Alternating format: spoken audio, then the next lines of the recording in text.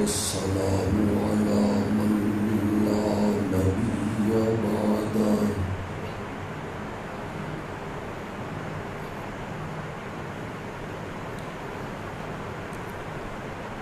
وعلى آله وأصحابه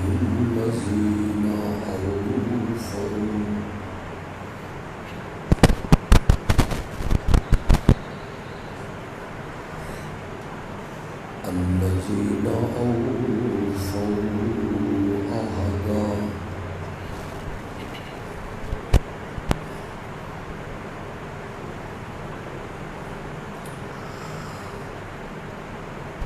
أما بعد فأعوذ بالله من الشيطان الرجيم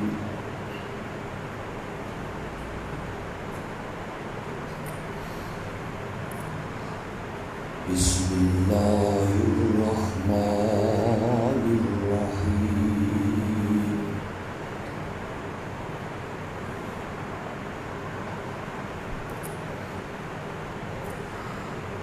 محمد رسول الله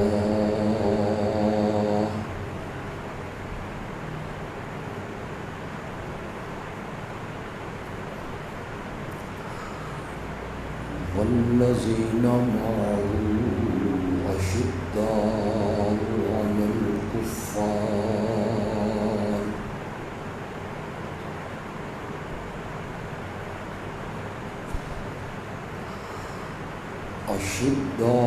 على الكفار رحماء بينهم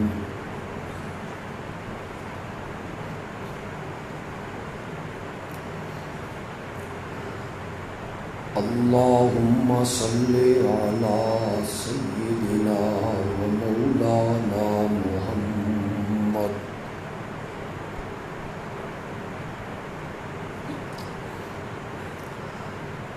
وعلى آل سيدنا ومولانا محمد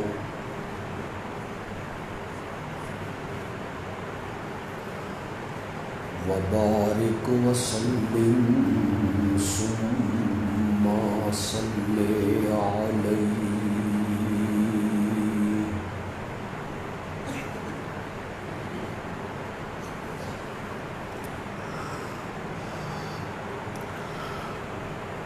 آپ کے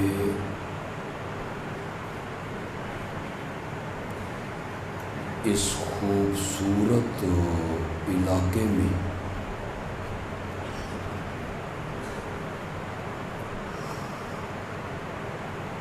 پہلی مرتبہ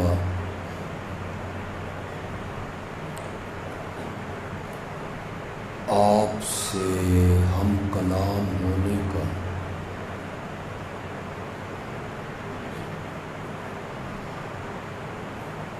موقع اللہ نے بخشا۔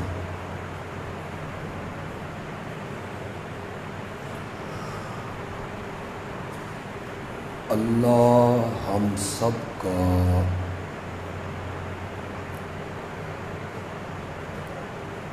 یہاں جمع ہونا، مل بیٹھنا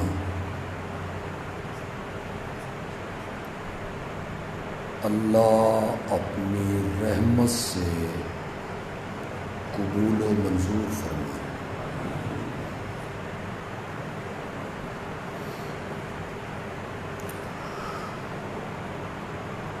میرے خیال میں تھا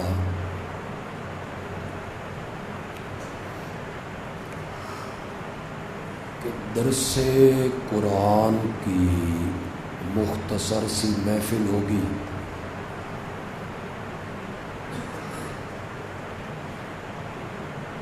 اور میں 15-20 منٹوں میں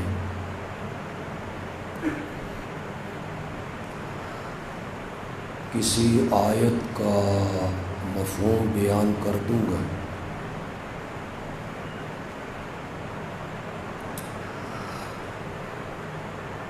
لیکن یہاں آنے کے بعد معلوم ہوا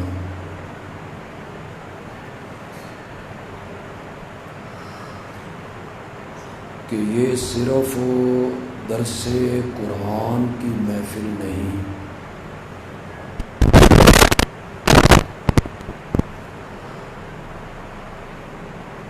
بلکہ یہاں کے احباب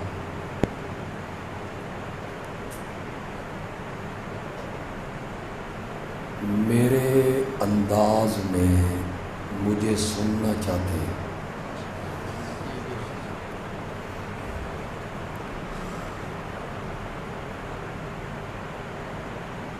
مجھے یہ حکم دیا گیا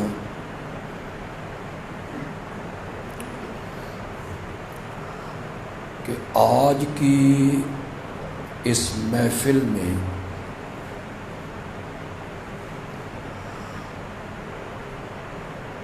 میں عظمت صحابہ پہ کچھ کہوں۔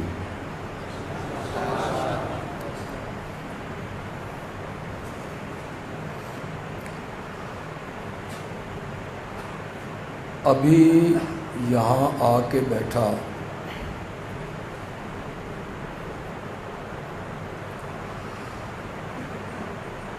تو اللہ نے ذہن میں ایک بات ڈالی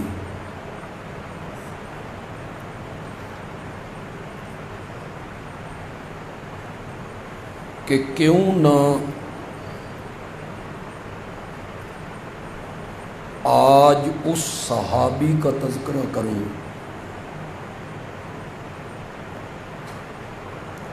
جو اصحاب رسول کی جماعت میں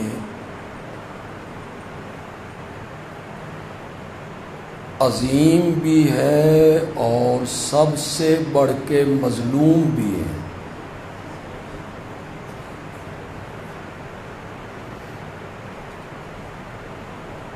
اس صحابی سے میری مراد امیر المومنین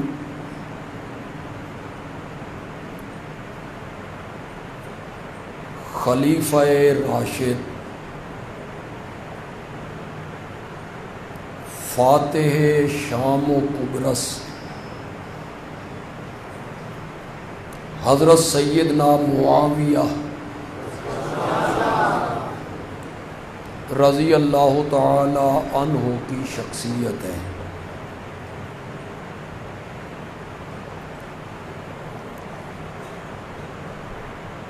عظیم اتنا ہے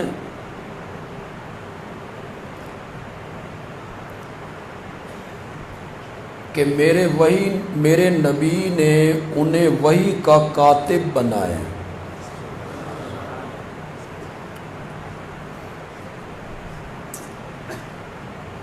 عظیم اتنا ہے کہ میرے آقا نے سحری کے ٹائم جھولیاں پھیلا کے اس کے لیے دعائیں مانگیں۔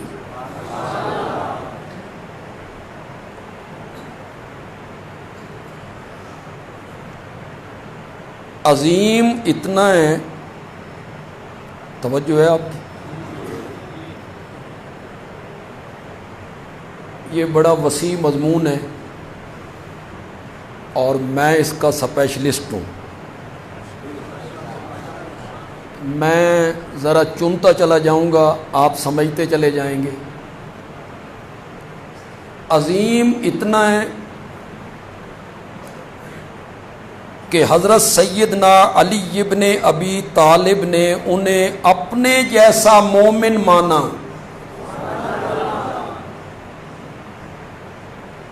اور عظیم اتنا ہے کہ میرے نبی کے دو نواسوں نے، حیدر کرار کے دو بیٹوں نے اور سیدہ فاطمہ کے دو لخت جگر نے اس کے ہاتھ پر بیعت کی تھی۔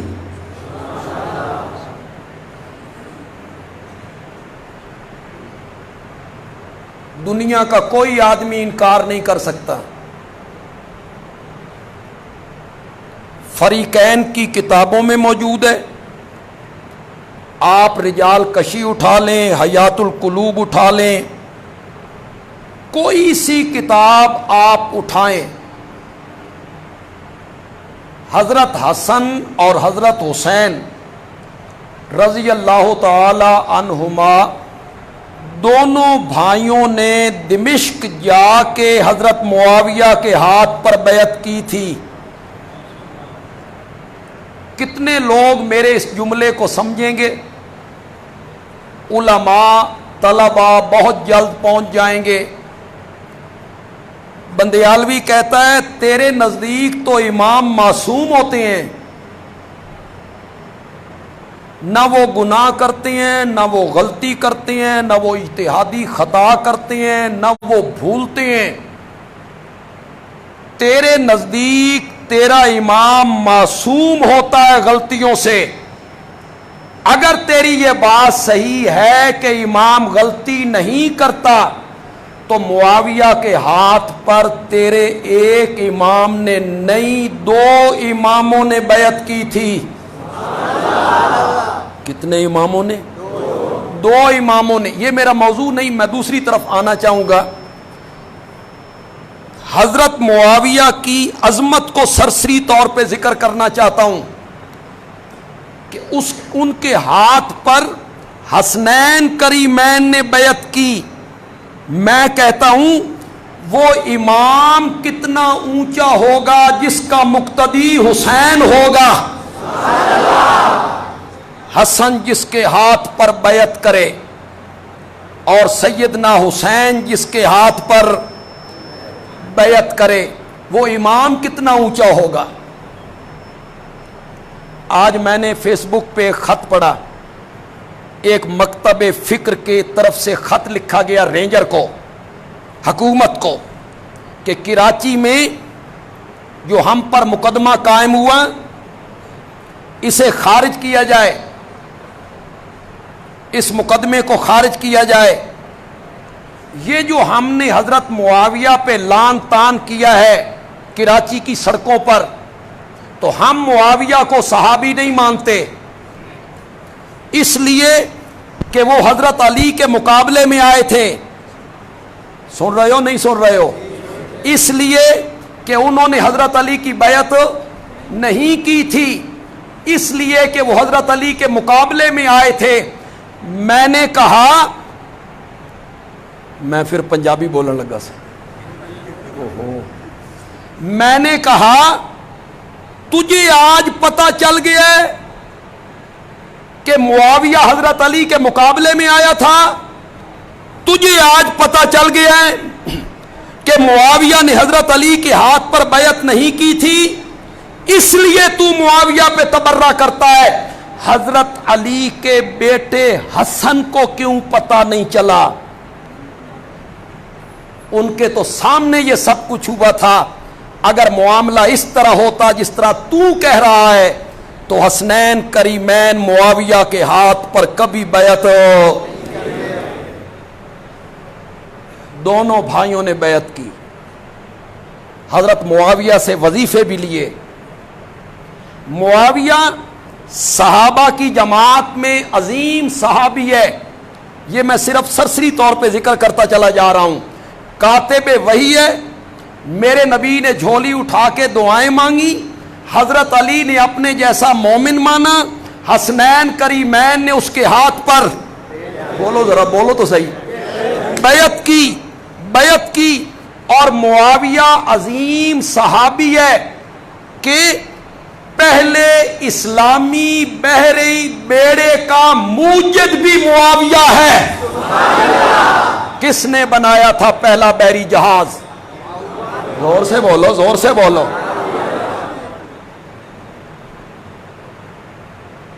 روم کے لوگ، ان کے پاس بحری بیڑا تھا، رومیوں کے پاس، اس میں 700 کشتیاں تھیں بیڑے میں. وہ بیڑا لاتے، کشتیوں کے ذریعے فوجی باہر نکلتے، مختلف ساحلوں پہ پھیل جاتے، لوٹ مار کرتے، مسلمانوں کو مارتے اور دریا کے ذریعے سمندر کے ذریعے بھاگ جاتے. مسلمانوں کے پاس نہ کشتی نہ جہاز کہ ان کا مقابلہ کریں. حضرت معاویہ رضی اللہ تعالی عنہ نے حضرت سیدنا فاروق اعظم سے کہا اجازت دیں تو میں بھی اسلامی بحری بیڑا بنانا چاہتا ہوں. حضرت عمر نے اجازت نہیں دی. میں لوگوں کو پانی کے حوالے نہیں کرنا چاہتا. پھر حضرت معاویہ نے حضرت عثمان سے اجازت لی, اجازت دو میں بحری بیڑا بنانا چاہتا ہوں. حضرت عثمان نے 1 سال کی مہلت دی. 1 سال ہے تمہارے پاس, بناؤ بحری بیڑا. اور لوگوں, نہ سائنس کا دور ہے, نہ ٹیکنالوجی, نہ بجلی, یہ کوئی ترقی کا زمانہ نہیں. آرے کے ذریعے درخت کاٹنے ہیں, آرے کے ذریعے اسے چیرنا ہے, تختے بنانے ہیں, پھر اس میں کیل ٹھوکنے ہیں. اس طرح کام کرنا ہے. اٹھا سیرت اور تاریخ کی کتابیں, 9 مہینے گزرے تھے کہ حضرت معاویہ نے پہلا اسلامی بحری بیڑا سمندر کی لہروں کے حوالے کیا تھا, جس میں 1700 کشتیاں تھیں. پہلا بحری بیڑا حضرت معاویہ نے بنایا. تم کس طرح انکار کر سکتے ہو تاریخ کا؟ میرے آقا نے فرمایا, امام بخاری 6 جگہ پہ اس حدیث کو لے کے آئے ہیں. 6 جگہ پہ امام بخاری اس حدیث کو لائے. کتاب الجہاد اٹھائیے, خواب میں یہ سب کچھ دکھایا گیا. اول جیش من امتی یغزون البحر قد اوجبوا, میری امت کا پہلا لشکر جو بحری جنگ لڑے گا ان پر رب نے جنت کو واجب کر دیا ہے. بحری بیڑا بھی معاویہ نے بنایا, اور پہلا بحری لشکر جو روانہ کیا گیا اس کا سپہ سالار کون تھا؟ زور سے بولو یار, زور سے. میں کوئی جذباتی باتیں کر رہا ہوں؟ میں تو بڑی علمی بات کر رہا ہوں, دلائل کے ساتھ بات کر رہا ہوں. پہلا بحری بیڑا بھی سیدنا معاویہ نے بنایا, اور پہلے بحری لشکر کا سالار بھی کون ہے؟ اور بخاری میں میرے نبی کی حدیث ہے, تاریخ کے بلبوتے پہ ناچتے پھرتے ہو. فلاں مورخ نے یوں لکھا ہے, اور اس مورخ کی بات مان کر معاویہ پر تبرہ کرتے ہو. فلاں کتاب میں یوں لکھا ہے, فلاں کتاب میں یوں لکھا ہے. تو تبری کی بات کرتا ہے, ابن اسیر کی بات کرتا ہے, البدایہ والنہایہ کی بات کرتا ہے, علامہ تفتازانی کی بات کرتا ہے, تو علماء کی بات کرتا ہے. میں محمد عربی کی بات کرتا ہوں. میرے نبی نے کیا کہا تھا؟ میرے نبی نے کیا کہا تھا؟ تو معاویہ کو ڈھونڈتا پھرتا ہے تاریخ کے ورقوں میں, اور میں معاویہ کو دیکھتا ہوں حدیث کے آئینے میں. میرے نبی نے کیا کہا تھا؟ یہ تساں کیڑے چکر چ پے گئے؟ میں اس طرح گھوم رہا ہوں, آپ کو آواز آ رہی؟ سب کو آ رہی آواز؟ چلو انہوں نے شوق پورا کر لینا. یہاں رکھیں.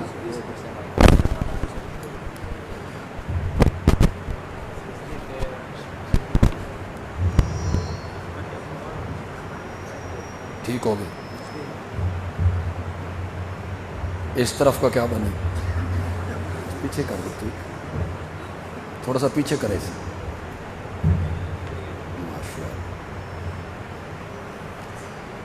میری بات آپ کو سمجھ آ رہی؟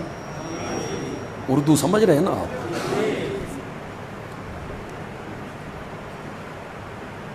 تاریخ کے ورقوں میں دیکھتے ہو صحابہ کو. کل انشاءاللہ میں کمراٹ میں اس موضوع پر بڑی مفصل گفتگو کروں گا انشاءاللہ. میں یہاں صرف اشارہ کر کے جا رہا ہوں.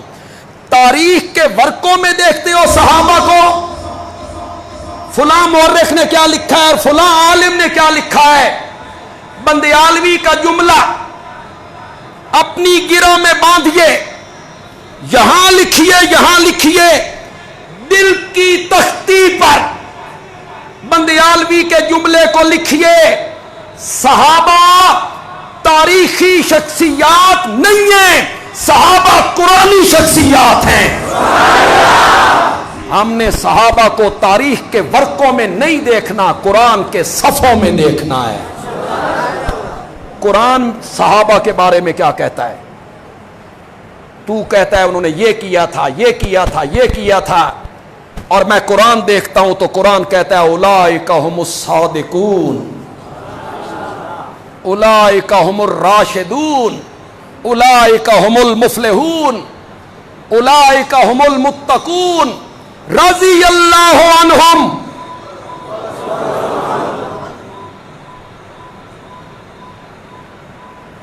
جو صحابہ پہ تنقید کر رہا ہے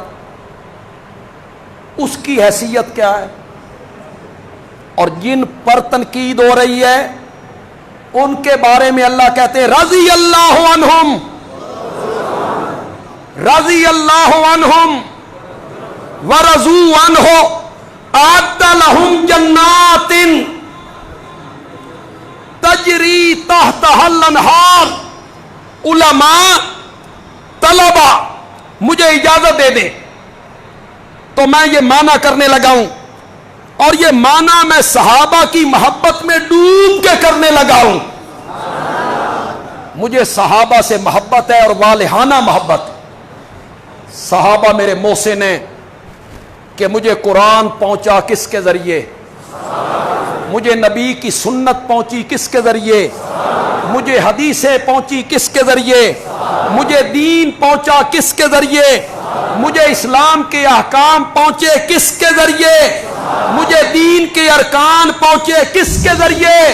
مجھے توحید پہنچی صحابہ کے ذریعے، مجھے حدیث پہنچی صحابہ کے ذریعے، میں مسلمان ہوا صحابہ کی محنتوں سے.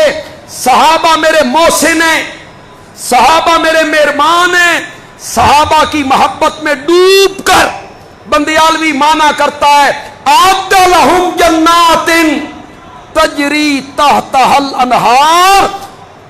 میرے پیارے پیغمبر ہم نے تو جنت سجائی تیرے یاروں کے لیے ہے. اعد لہم جنات تجری تحتها الانہار. میں صحابہ کو تاریخ کے ورقوں میں کیوں دیکھوں؟ میں نے آج آپ کو بڑے کام کی بات بتائی. ایک بہت بڑے عالم گزرے ہیں، نام نہیں لوں گا، سید تھے، بیٹھے مکتبے میں معاویہ کی غلطیاں گننے. معاویہ نے یہ کیا یہ کیا یہ کیا یہ کیا، اکٹھی کر لی اس تاریخ سے اس تاریخ سے، اس کتاب سے اس کتاب سے. کتابوں میں جائیے گا، تلاش کیجئے گا، بہت کچھ لکھا ہوا ہے. یہ علماء بیٹھے ہیں، ان سے پوچھیے، یہ میری گواہی دیں گے. آپ تاریخ طبری اٹھائیں، اس میں حضرت داؤد کے متعلق کیا لکھا ہوا ہے. خود نبی پاک کے بارے میں طبری نے کیا لکھا ہے. اسرائیلی روایتوں کی بنیاد پر آپ کو بہت کچھ مل جائے گا. انبیاء کے خلاف مان لوں پھر طبری کو،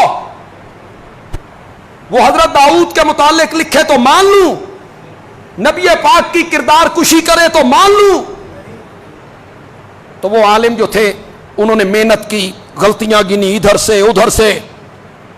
ان کے والد صاحب بہت بڑے عالم تھے، وہ کہیں اوپر سے آ گئے. انہوں نے کہا بیٹا کیا کر رہے ہو؟ تو بیٹا تو کتابوں میں غرق تھا.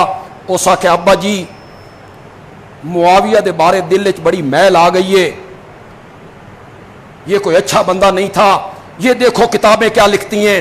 تو وہ بڑے عالم جو تھے والد صاحب، انہوں نے ایک جملہ کہا اپنے بیٹے کو، بیٹا معاویہ تاریخی شخصیت نہیں ہے، معاویہ قرآنی شخصیت ہے. کتابوں میں نہیں دیکھنا.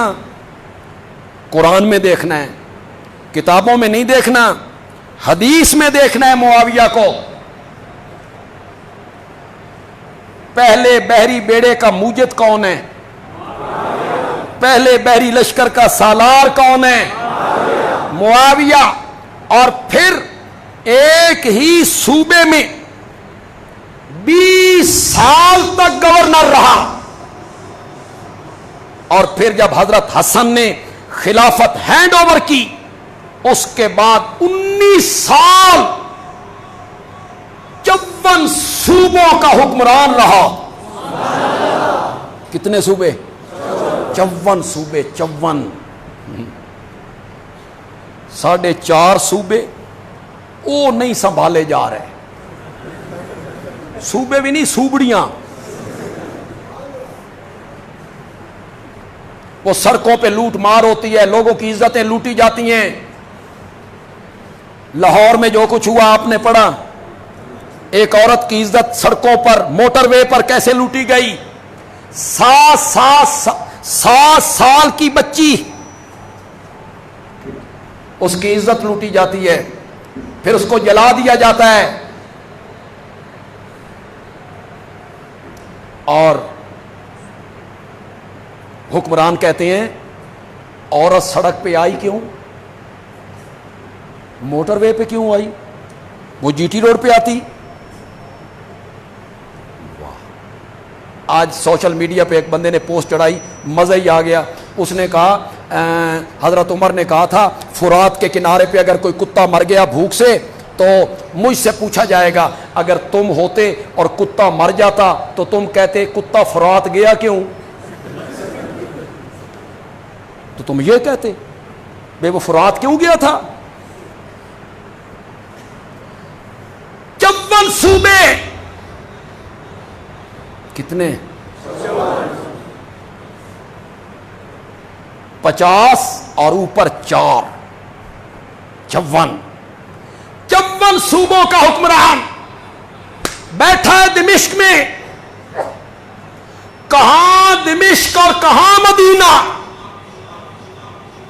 کہاں دمشق اور کہاں شام، عراق، بصرہ، کوفہ، مصر۔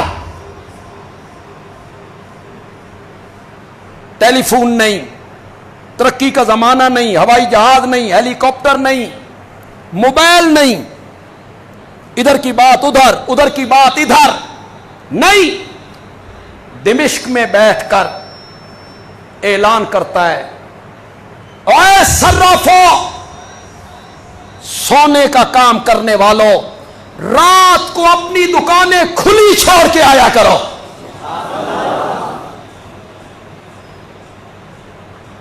ہمارے حکمران کہتے ہیں 2 تالے لگا کے آیا کرو، اوپر سے کرنٹ چھوڑ کے آیا کرو، اوپر سے اپنا چوکیدار رکھو، ٹیکس ہم دو، ٹیکس ہمیں دو، حفاظت اپنی خود کرو، رات کو اپنی دکانیں کھلی چھوڑ کے آیا کرو۔ معاویہ دیکھے گا وہ کون سی ماں ہے جس نے بچہ جنا ہے جو میری حکومت میں چوری کر کے دکھائے۔ 54 صوبوں پہ حکمرانی کی۔ معاویہ سب سے عظیم ہے۔ تھوڑی گھڑی تے یار 3:45 بجے آ رہے تو میں تو اسی پہ بھولا کھڑا ہوں۔ معاویہ عظیم ہے، میں نے ان کی عظمت کو تھوڑا تھوڑا ذکر کیا، بس ان کی مظلومیت کا ذکر کروں گا، پھر اس موضوع کو یہاں رہنے دوں گا، پھر کبھی آئے تو انشاءاللہ آپ سے تفصیلی گفتگو ہوگی۔ معاویہ جتنا عظیم ہے، صحابہ کی جماعت میں معاویہ اتنا ہی مظلوم ہے۔ صحابہ میں معاویہ سے بڑھ کے کوئی مظلوم ہو؟ بولو بولو۔ میں دعویٰ کر رہا ہوں، میں اس کو ثابت کروں گا نا، میں یہ دعویٰ کر رہا ہوں تو ثابت کرنا میری ذمہ داری ہے نا، لیکن آپ میرے ساتھ آواز لگائیں۔ صحابہ کی پوری جماعت میں سب سے مظلوم صحابی جس کے ساتھ تاریخ نے ظلم کیا، علماء نے ظلم کیا، سب سے زیادہ مظلوم صحابی اگر کوئی ہے تو وہ کون ہے؟ لہذا علماء کو چاہیے کہ وہ اپنی تقریروں میں، اپنے خطاب میں سب سے زیادہ معاویہ کی عظمت کو بیان کریں، تاکہ لوگوں کو پتہ چلے کہ معاویہ کون ہے۔ آپ کہیں گے کیسے زیادہ مظلوم ہے؟ اس کی دلیل میں دلیل بڑی آسان سی دیتا ہوں۔ آپ جتنے لوگ یہاں بیٹھے ہیں بولیے، ایک طبقہ مسلمان کہلانے والا ایک طبقہ، وہ حضرت معاویہ کو مسلمان ماننے کے لیے تیار نہیں۔ سمجھ گئے ہو نا؟ کچھ اشاروں کی زبان بھی یار سمجھ جائے گا۔ سمجھ گئے ہو میں کس طبقے کا ذکر کر رہا ہوں؟ ہمارے ملک کا ایک طبقہ جو اپنے آپ کو مسلمان کہلاتا ہے، وہ معاویہ کو مسلمان ماننے کے لیے تیار نہیں۔ وہ کہتا ہے ظالم تھا، فاسق تھا، فاجر تھا۔ ایک طبقے نے یہ کہا، لیکن جس طبقے کی میں بات کر رہا ہوں وہ حضرت صدیق اکبر کو مانتا ہے؟ بولتے کیوں نہیں ہو؟ وہ انہیں بھی نہیں مانتا۔ اسلام آباد میں بھری محفل میں، بھری مجلس میں اس ذاکر نے تقریر کرتے ہوئے حضرت سیدنا صدیق اکبر پر کفر کا فتویٰ لگایا کہ نہیں لگایا؟ بھری محفل میں کافر کہا۔ بنیاد کیا تھی؟ بولو کیا تھی بنیاد؟ تو ہی کوئی پتہ لگے بھی کتنے پانی چو۔ کافر کہنے کی بنیاد کیا تھی؟ کس وجہ سے کہا؟ نا باغ فدق، اس کو تھوڑا سا آہستہ کریں، آہستہ۔ وجہ کیا بنی باغ فدق؟ فاطمہ اپنی وراثت لینے کے لیے گئی تھی، ابو بکر نے وراثت نہیں دی، کچہری میں اور عدالت میں کھڑے رکھا، زیادتی کی اور ظلم کیا۔ اب یہ اتنا جذباتی مسئلہ ہے، نبی پاک کی بیوی ہو حضرت علی کی، نبی پاک کی بیٹی ہو حضرت علی کی بیوی ہو اور حسنین کی، اور وہ عدالت میں کھڑی رہے، اسے دھکے مارے جائیں، اس کے دروازے کو آگ لگائی جائے۔ جب یہ داستان آپ لوگوں کو سنائیں گے تو لوگ تو کانوں کو ہاتھ لگائیں گے۔ فدق کی وجہ سے گالیاں نکالتے ہو کہ سیدہ وراثت لینے کے لیے گئی اور حضرت ابو بکر نے وراثت نہیں دی، حق غصب کیا سیدہ کا۔ اور لوگوں، طالب علموں، علماء کرام، ذرا بتاؤ، طالب علموں تم بتاؤ ان لوگوں کو، وراثت صرف بیٹی کو ملتی ہے یا بیوی کو بھی ملتی ہے؟ زور سے بولو۔ تو پھر حضرت ابو بکر نے بیویوں کو وراثت دے دی تھی؟ اپنی بیٹی حضرت عائشہ کو دے دی تھی؟ حضرت عائشہ تو مانگنے کے لیے نہیں گئی۔ اس اشارے کو آپ سمجھ جاتے تو آپ اچھل پڑتے۔ تو کہتا ہے فاطمہ عدالت میں چلی گئی تھی باغ مانگنے کے لیے، ابو بکر کی بیٹی تو نہیں گئی، حضرت عمر کی بیٹی تو نہیں گئی، انہوں نے تو باغ نہیں مانگا، ان کا بھی تو وراثت میں حصہ تھا۔ پھر بندیال بھی ایک چیلنج کرنے لگا ہے، اور قیامت کی صبح تک یہ چیلنج تمہارے سروں پہ تلوار بن کے لٹکتا رہے گا۔ مجھے اس کا جواب چاہیے، اور کوئی اس طبقے کا عالم اس کا جواب مجھے دے۔ حضرت ابو بکر نے فدق نہیں دیا فاطمہ کو، حضرت عمر نے بھی نہیں دیا، حضرت عثمان نے بھی نہیں دیا۔ یہ غاصب تھے، ظالم تھے، چھین لیا، میں نے مان لیا۔ چوتھے نمبر پر حضرت علی بھی خلیفہ بنے کہ نہیں بنے؟ بنے۔ اقتدار ان کے پاس آیا یا نہیں آیا؟ طاقت آئی یا نہیں آئی؟ حکومت آئی یا نہیں آئی؟ پھر مجھے بتا، حضرت علی نے وہ باغ فدق فاطمہ کے وارثوں کو لوٹایا تھا؟ اگر انہوں نے غصب کیا تھا تو حضرت علی کو آ کے وہ باغ فدق حسنین کو واپس کرنا چاہیے تھا کہ یہ تمہاری ماں کی مالیت تھی، یہ تمہاری ماں کا حق تھا، اور ابو بکر عمر عثمان نے چھین لیا، لہذا میں تمہیں واپس کر رہا ہوں۔ کیا؟ دنیا کی کوئی کتاب تیرے مسلک کی پیش کر حوالہ کہ حضرت علی نے فدق کا باغ فاطمہ کے وارثوں کو حوالے کیا تھا، تو پیش نہیں کر سکتا، نہیں کر سکتا، نہیں کر سکتا، اور بندیالوی یہ ثابت کر سکتا ہے تیری کتابوں سے کہ حضرت علی نے برسر اقتدار آ کر جب ان سے کسی نے کہا کہ فدق کا باغ فاطمہ کے وارثوں کو ملنا چاہیے، تو حضرت علی نے کہا میں وہی فیصلہ کروں گا جو ابو بکر و عمر فیصلہ کر چکے ہیں۔ یہ تو لکھا ہوا ہے، میں اس فیصلے سے انحراف نہیں کروں گا، جو فیصلہ انہوں نے کیا تھا وہی فیصلہ میرا ہے۔ فدق کا بہانہ بنا کے ابو بکر پہ تبرئے کرتے ہو، تو وہ لوگ حضرت ابو بکر کو مومن مانتے ہیں؟ بولو، مانتے ہیں؟ تو اگر معاویہ کو نہ مانے، کوئی گلہ ہے؟ معاویہ تو نبوت کے ملنے کے 20 سال بعد مسلمان ہو رہے ہیں،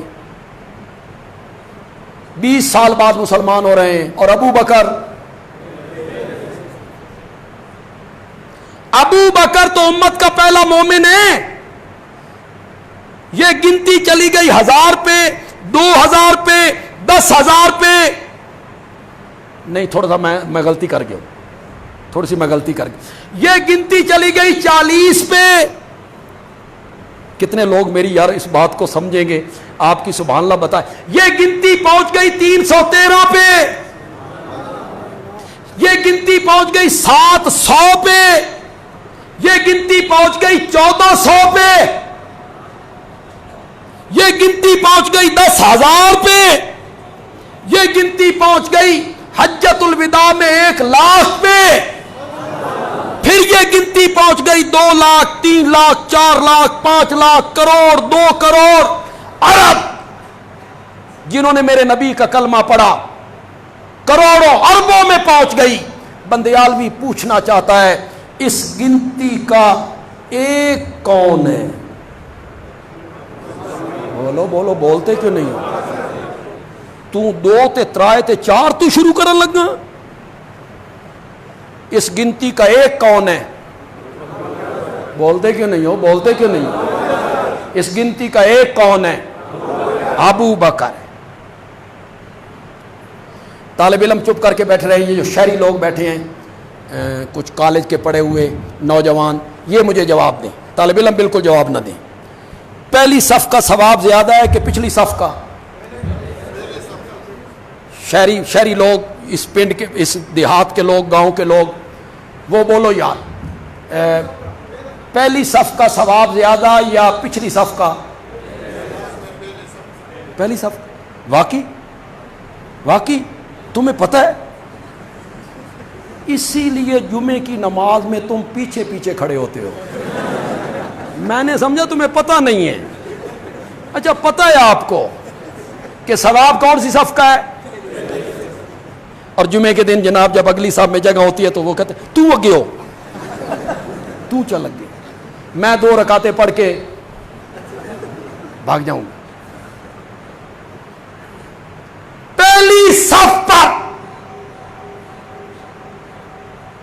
پہلی صف کے لوگوں پر جو رب کی رحمت اترتی ہے، پچھلی ساری صفیں مل جائیں، اس رحمت کو نہیں پہنچ سکتے، نہیں پہنچ سکتے، نہیں پہنچ سکتے۔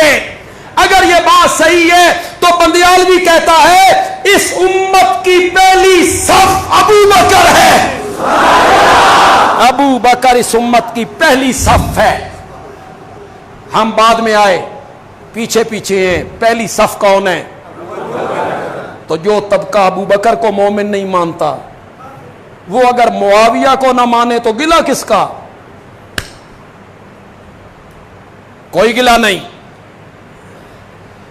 بس ایک اشارہ کرنا چاہتا ہوں، پہنچیں گے آپ کہ میں کس شخصیت کا ذکر کرنے لگا ہوں۔ جو طبقہ اس شخصیت کو مومن ماننے کے لیے تیار نہیں کہ وہ جب زمین پہ بولا کرتا تھا اور میرے نبی اس کے مشورے کو باوجود پسند نہیں کرتے تھے تو رب جبریل کو بھیج کے کہتا تھا میرے پیغمبر جو عمر نے فرش پہ کہا ہے تیرے رب نے عرش پہ مان لیا ہے۔ کون تھا؟ زور سے بولو، زور سے بولو۔ جو اس عمر کو مومن نہیں مانتا وہ معاویہ کو مومن نہ مانے تو گلہ کس کا؟ جو اس شخصیت کو مومن نہیں مانتا جس سے رب کے فرشتے بھی حیا کیا کرتے تھے۔ کون تھا؟ زور سے بولو یار، زور سے بولو۔ جس سے رب کے فرشتے حیا کرتے ہیں وہ اس کا حیا نہیں کرتا، اور جو اس خاتون کو مومنہ ماننے کے لیے تیار نہیں جس خاتون کو رب کے سلام آیا کرتے تھے۔ کون تھی؟ زور سے بولو، زور سے بولو۔ وہ معاویہ پہ تبرہ کرے تو گلہ کس کا؟ کوئی گلہ نہیں۔ وہ ابو بکر کو نہیں مانتا، حضرت عمر کو نہیں مانتا، حضرت عثمان کو نہیں مانتا، حضرت عائشہ کو نہیں مانتا، تبرہ کرتا ہے۔ لیکن کوئی سنی کہلانے والا، چاہے بریلوی ہے، دیوبندی ہے، اہل حدیث ہے، کوئی ہے سنی کہلانے والا، حضرت ابو بکر کے بارے میں دل کے اندر میل رکھتا ہے؟ رکھتا ہے؟ نہیں رکھتا۔ ایک طبقہ جو مرضی کہے، کوئی سنی حضرت ابو بکر کے متعلق تبرہ تنقید نہیں کرتا، کوئی سنی حضرت عمر پہ تنقید نہیں کرتا، کوئی سنی حضرت عثمان کو گالی نہیں دیتا۔ معاویہ ایسا مظلوم ہے کہ اس طبقے نے معاویہ کو کافر، ظالم، فاسق، فاجر کہا، لیکن اہل سنت کہلانے والوں نے بھی معاویہ کو معاف ہو۔ مظلوم صاحب، تاریخ نے ظلم کیا معاویہ کے ساتھ، اور ہم تاریخ کو وہی کا درجہ دے گئے۔ میرے پاس وقت نہیں کہ میں اس کی تہ میں پہنچ کے آپ کو کوئی بات سمجھاتا کہ تاریخ نے ایسا کیوں کیا، اس کی وجہ کیا ہے۔ یہ میری عنقریب ایک کتاب آ جائے گی، اس میں نے تفصیل کے ساتھ اس پر گفتگو کی ہے کہ تاریخ نے ایسا کیوں کیا۔ اہل سنت کا مدعی کہتا ہے میں سنی ہوں، تنقید کر رہا ہے کس پر؟ باغی تھا، خاطی تھا، خلافت کو ملوکیت میں بدل دیا، کنبہ پرور تھا، بیت المال میں خیانت کرتا تھا، سونا چاندی اپنے لیے الگ کر لیا کرتا تھا۔ انا للہ، اس لیے میں کہتا ہوں کہ صحابہ کی پوری جماعت میں سب سے مظلوم ترین صحابی ہے تو وہ کون ہے؟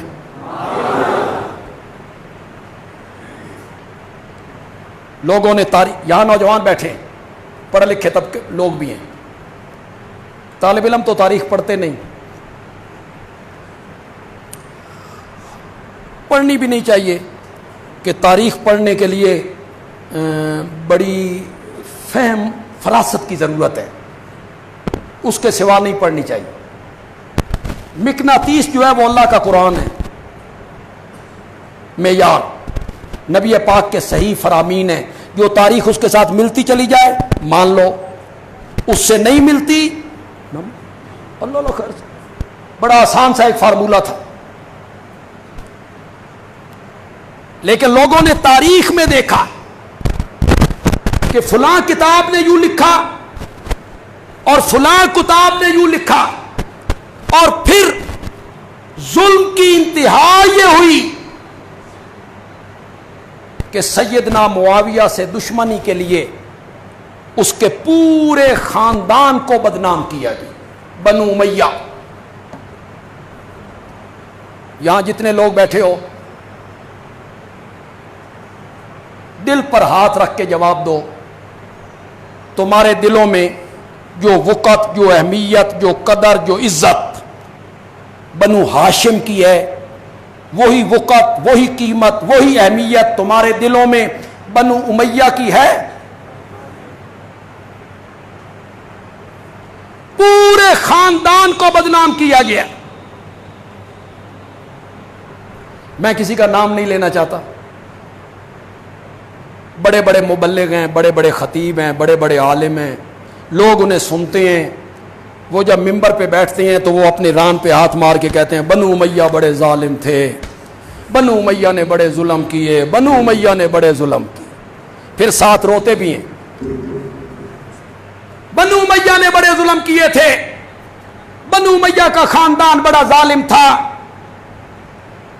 اور لوگوں،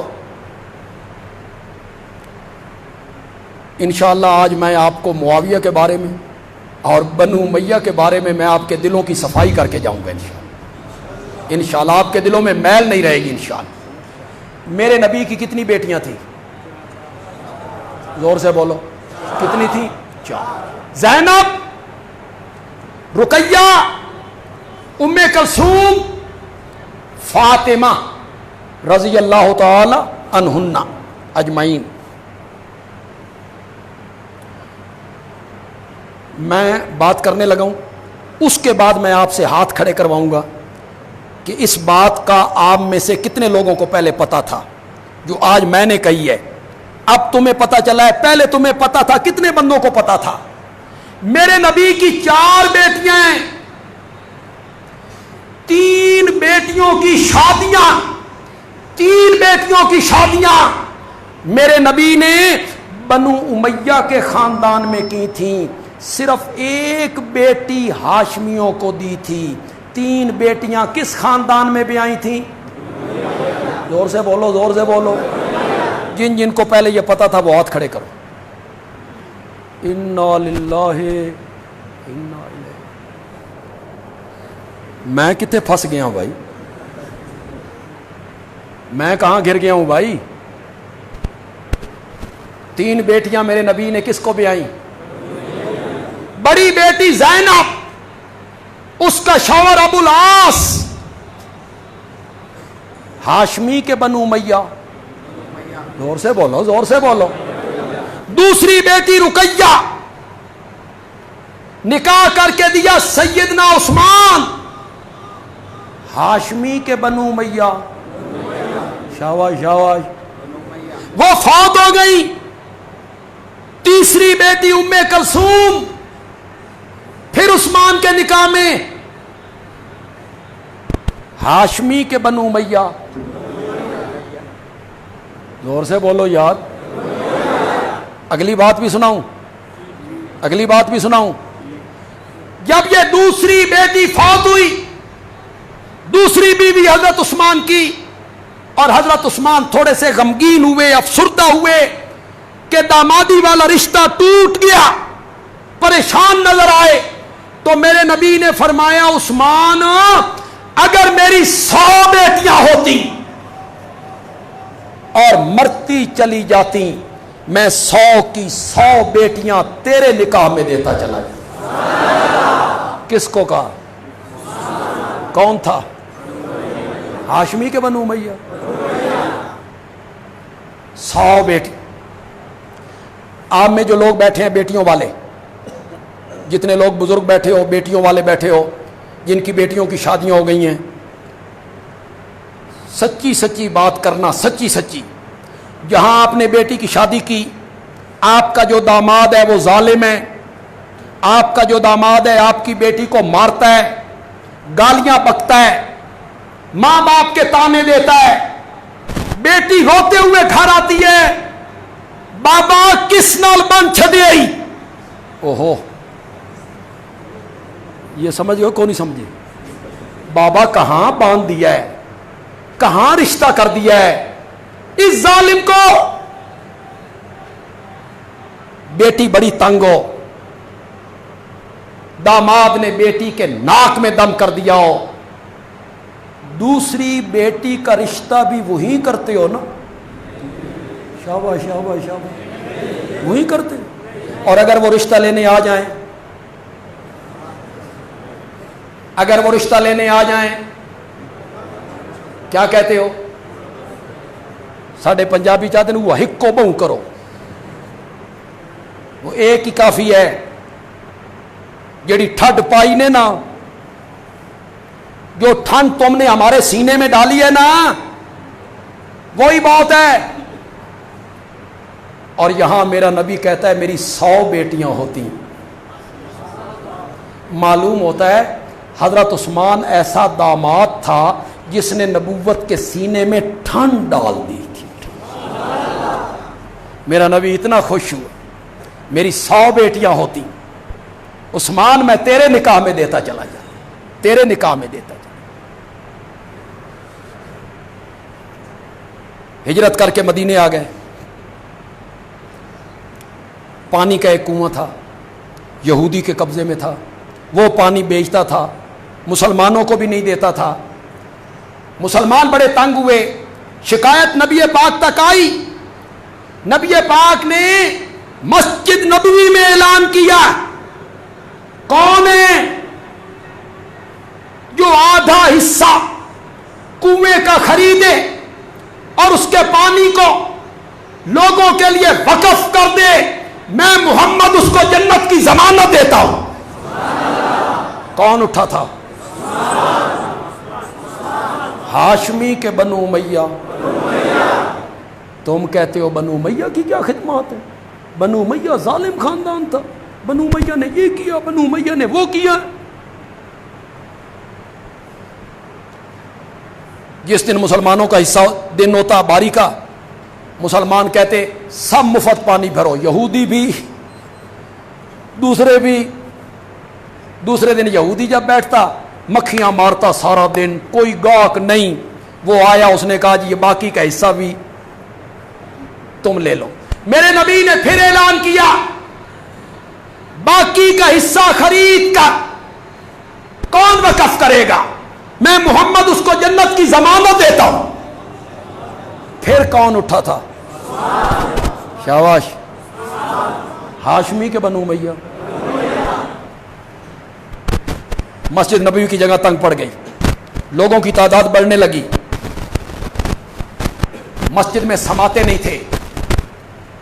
آپ نے اعلان کیا یہ قریبی پلاٹ خریدے اور مسجد میں شامل کرے، میں محمد اس کو جنت کی ضمانت دیتا ہوں. کون اٹھا تھا؟ کس قبیلے سے تعلق ہے؟ تم نے کہا بنو امیہ کی خدمات ہی کوئی نہیں. میری کچھ باتیں بڑی تلخ ہوتی ہیں، نئی جگہ پہ کروں تو اس کا کچھ خطرات بھی ہوتے ہیں لوگوں کے ذہنوں میں. جو جمود ہے، زنگ ہے، ہاں جی، اور وہ جو پیپ والا پھوڑا ہے اس پہ جب نشتر لگے تو تکلیف تو ہوتی، لیکن آرام مستقل بنیادوں پہ آ جاتا، پیپ نکل جاتی. وہ ریگ مار جب لگایا جائے نا، ریگ مار، تکلیف تو ہوتی ہے.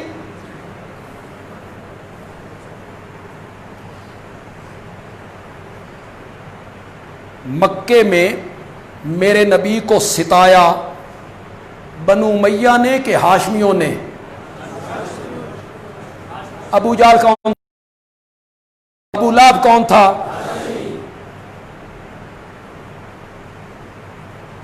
انہوں نے میرے نبی کو ستایا. صرف 4 ہاشمی مسلمان ہوئے ابتدا میں، اور بنو امیہ کے 12 افراد مسلمان.